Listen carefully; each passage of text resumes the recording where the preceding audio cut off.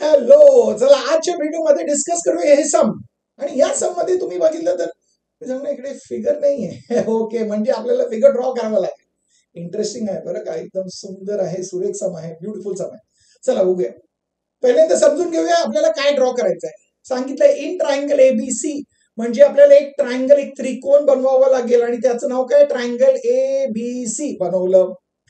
पुढे सांगितलंय ray BD bisects angle ABC and ray CE bisects angle ACB. Angle ABC ला ray बीडी bisect करत आहे, म्हणजे इकडे बायसेक्टर ड्रॉ करायचंय. बायसेक्टर म्हणजे ते त्या अँगलला दोन इक्वल अँगल्स मध्ये डिवाइड करते. तर आयडेंटिकल मार्क्स टाका तिकडे, समजायला हवं. आणि इकडे इंटरसेक्ट करते कुठे, at point D. BD bisector आहे ना. पुढे सांगितलं सी बायसेक्टर आहे अँगल एसीबीच, म्हणजे अँगल एसीबीच पण बायसेक्टर बनवायचं. आयडेंटिकल मार्क्स टाका तिकडे. इकडे जे मार्क्स आहेत आणि जे इकडे मार्क्स आहेत ते वेगवेगळे आहेत, सेम नाहीत, कारण ते दोन्ही अँगल्स डिफरंट आहेत. ओके, आणि इकडे येणार आहे पॉइंट डी. ओके, हे समजलं. पुढे बघा काय दिलंय. पुढे सांगितलंय सेगमेंट एबी आणि सेगमेंट एसी कॉन्ग्रुएंट आहे, हे दोन्ही बाजू एकमेकांना इक्वल आहे, ते दिलंय. आणि हे दिल्यानंतर त्याने सांगितलं सिद्ध करायचंय. काय सिद्ध करायचं बघा, आपल्याला सिद्ध करायचंय की ईडी जे आहे ते बीसी ला पॅरलल आहे. पण तुम्ही सांगणार ईडी इकडे ड्रॉ नाही केलंय, आपण ईडी ड्रॉ करूया. ते कन्स्ट्रक्शन असणार का? असणार का?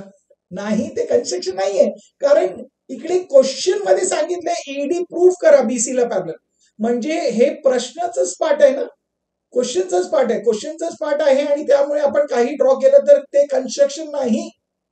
कन्स्ट्रक्शन कशाला म्हणतात? क्वेश्चनच्या अतिरिक्त, गिव्हनच्या अतिरिक्त, क्वेश्चनच्या अतिरिक्त जेव्हा आपण काही ड्रॉ करतो त्याला आपण कन्स्ट्रक्शन म्हणतो. हे तर क्वेश्चनचाच पार्ट आहे. म्हणजे ईडी ड्रॉ करा. आपल्याला ईडी जे आहे ते बीसी ला पॅरलल दाखवायचंय. आता इंटरेस्टिंग आहे, आता विचार करा. ईडी बीसी ला पॅरलल दाखवायचंय. तुम्ही सांगणार या ट्रायंगल मध्ये ना, या ट्रायंगल मध्ये आपल्याला एक लाईन एका साइडला पॅरलल दाखवायचंय. ट्रायंगल मध्ये एक लाईन एका साइडला पॅरलल कधी होणार? तुम्ही सांगणार सोपं आहे, जर आपल्याला दोन रेशिओज इक्वल भेटले तर. कोणते रेशिओज? एई अपॉन ईबी आणि AD upon DC. Very good. चला, म्हणजे हिंट मध्ये हे लिहून ठेवा, तुम्हाला समजण्यासाठी लिहून ठेवा. काय ते आपल्याला काय पाहिजे? एई अपॉन ईबी हे रेशो, आणि दुसरा रेशो काय, एडी अपॉन डीसी. हे दोन्ही रेशो जर आपल्याला इक्वल मिळाले तर आपण सांगू शकतो हो, हे एडी बीसी ला पॅरलल आहे. का बरं? Converse of basic proportionality theorem, या थिअरम. ओके, या प्रमेयला यूज करून आपण हे सिद्ध करू शकतो. Very good. पण त्याच्यासाठी आपल्याला हे दोन रेशोज इक्वल आणावं लागेल ना. पहिल्यांदा हे रेशो तर आणूया. कोणतेही रेशो, ए अपॉन ईबी नाहीतर एडी अपॉन डीसी पहिला आणावं लागेल. ओके, त्याच्यासाठी आपल्याला आता गिव्हन कडे जावं लागेल आणि गिव्हन मध्ये बघावं लागेल काय दिलंय. तुम्ही सांगणार ओके, गिव्हन मध्ये आपल्याला दोन अँगल बायसेक्टर दिलेत. की अँगल बायसेक्टर दिल्याने आपल्याला रेशोज मिळतात का? मिळतात ना. कसं काय? Angle bisector property of a triangle use केल्याने. चला यूज करूया. म्हणजे इकडे या ट्रायंगल मध्ये, ट्रायंगल एबीसी मध्ये समजा आपण बीडी बायसेक्टर आहे ना, कशाचं? अँगल एबीसीचं, ते यूज करूया. म्हणजे लिहिलं in triangle ABC ray BD bisects angle ABC. हे बायसेक्टर आहे, त्यामुळे आपल्याला काय मिळणार आहे? रेशोज इक्वल मिळणार. कोणते रेशोज इक्वल मिळणार? बी बायसेक्टर आहे, बीचं बायसेक्टर आहे, म्हणजे स्टार्ट इकडून करायचं. बी ए म्हणजे A B upon BC equal to AD upon DC. आणि मी तिकडे लिहून ठेवलंय ना, आपल्याला एडी अपॉन डीसी पाहिजे, त्यामुळे लिहा तसं. म्हणजे आपण काय लिहिणार? A B upon BC equal to AD upon DC हे लिहिणार तिकडे. आणि हे झालं आपलं रिझल्ट नंबर 1. रिझन मध्ये काय लिहायचं? Angle bisector property of a triangle. म्हणजे सम स्टार्ट झालं आणि का केलं तर समजलं ना. Very good. तर हे लिहून घेतलं. आता एक रेशो आपल्याला मिळाला, एडी अपॉन डीसी. तुम्ही सांगता आपल्याला दुसरा रेशो पाहिजे ना, एई अपॉन ईबी पाहिजे. एई अपॉन ईबी हे पण मिळणार जर आपण हे बायसेक्टर घेतलं सीच. Very good. याच ट्रायंगल मध्ये ना, याच त्रिकोणामध्ये लिहा तिकडे in triangle ABC angle ACB चं बायसेक्टर आहे, ते लिहा. Ray CE bisects angle ACB, याचं रिझन आहे गिव्हन. त्यामुळे आपल्याला दोन रेशोज इक्वल मिळणार आहेत. आणि आपल्याला पाहिजे एई अपॉन ईबी, म्हणजे रेशो कसं घेणार आहे? AC upon BC. Very good. Equal to AE upon EB. हे दोन्ही रेशोज एकमेकांना इक्वल आहे. आणि याचं रिझन आहे angle bisector property of a triangle. आणि हे झालं आपलं रिझल्ट नंबर 2. आता तुम्ही बघा, जे हिंट दिलं होतं आपल्याला एडी अपॉन डीसी पाहिजे, तुम्ही सांगणार आहे ना ते राईट हँड साईडला रिझल्ट नंबर 1चं. एई अपॉन ईबी पाहिजे, ते आहे ना रिझल्ट नंबर 2च्या राईट हँड साईडला. हे दोन्ही राईट हँड साईड आपल्याला इक्वल पाहिजेत. राईट हँड साईड इक्वल कधी मिळणार? जर आपल्याला लेफ्ट हँड साईड इक्वल आलं तर. Very good.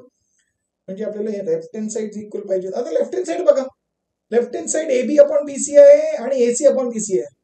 तुम्ही सांगणार दोघांचं डिनॉमिनेटर सेम आहे. Very good. आता जर आपल्याला न्यूमरेटर सेम मिळालं म्हणजे रेशोज इक्वल येणार. तर न्यूमरेटर मध्ये काय, ए बी आहे आणि एसी आहे. ओके, ए बी आहे आणि एसी आहे. तुम्ही सांगणार हे तर दिलंय बघा, कारण ऑलरेडी आपल्याला गिव्हन मध्ये दिलंय ए बी आणि एसी इक्वल आहे, म्हणजे ते लिहून घ्या. ए बी एसी ला इक्वल आहे. काय इक्वल आहे बरं? दिलंय तिकडे. आणि याला मार्क करूया रिझल्ट नंबर 3. रिझन आहे की आता हे 3 हे थर्ड स्टेटमेंट लिहिल्याने आपल्याला काय मिळालं? दोघांचं जे न्यूमरेटर आहे ते इक्वल झालं. डिनॉमिनेटर ऑलरेडी इक्वल होतं. न्यूमरेटर डिनॉमिनेटर दोन्ही सेम आहेत. आता दोन्ही रेशोज इक्वल आहेत म्हणजे दोघांचं लेफ्ट हँड साईड सेम आहे. तर मला सांगा लेफ्ट हँड साईड सेम झाल्याने राईट हँड साईड सेम होणार का? होणार. म्हणजे आता आपण ते right hand side AD upon DC आणि एई अपॉन ईबी यांना इक्वल लिहू शकतो का? लिहू शकतो. पण हे दोन्ही रेशोज इक्वल आहेत. कोणत्या ट्रायंगल मध्ये, कोणत्या त्रिकोणामध्ये? ट्रायंगल एबीसी मध्ये. म्हणजे तिकडे लिहायचं इन ट्रायंगल एबीसी आपल्याला आता हे रेशोज एडी अपॉन डीसी आणि ए अपॉन ईबी हे दोन्ही रेशोज इक्वल मिळाले आहेत. कुठून आलेत? 1, 2 आणि 3. Very good. तर रिझन मध्ये लिहा.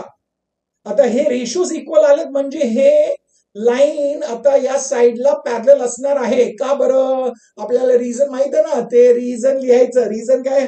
Converse of basic proportionality theorem. आणि आपण हे प्रूफ सिद्ध केलं. तुम्हाला सांगा इंटरेस्टिंग होतं की नाही? पण महत्वाचं म्हणजे आपल्याला हे समजायला हवं आपण हे का यूज करतोय. प्रॉपर्टी यूज केलं का? यूज केलं कारण आपल्याला ते रेशोज पाहिजे होतं. रेशोज का पाहिजे? कारण आपल्याला ते लाईन पॅरलल दाखवायचं. हे जे आहे ना ते हे अप्रोच इम्पॉर्टंट. का आपण असं करतोय ते समजा. आणि तेच मी तुम्हाला बरोबर डिस्कस करतोय. आणि त्याच्याने तुम्हाला काय होणार, कोणतंही सम तुम्ही टेक्स्टबुक मधलं स्वतःहून करतायत ना, म्हणजे कोणतंही नॉन टेक्स्च्युअल सम आलं ना तुम्ही स्वतःहून करू शकता. कारण का? तुम्ही अप्रोच शिकलाय. म्हणजे हे अप्रोच आवडतंय ना, सम आवडलं ना, म्हणजे व्हिडिओ लाईक करा. आणि हे अप्रोच समजते आणि याच्याने तुम्हाला इझी होत आहे शिकायला. म्हणजे तुमच्या मित्रांना पण सांगा, त्यांना पण सोपं वाटेल. आणि तुम्हाला आवडलंय, चांगलं वाटलंय आणि शिक्षणासाठी एकदम सोपं पडतंय म्हणजे चॅनलला सबस्क्राईब करा. आणि मी तुम्हाला भेटणार आहे पुढच्या व्हिडिओमध्ये अजून एक इंटरेस्टिंग सम सकट. तोपर्यंत शिकत राहा, स्माइल करत राहा आणि शेअर करत राहा.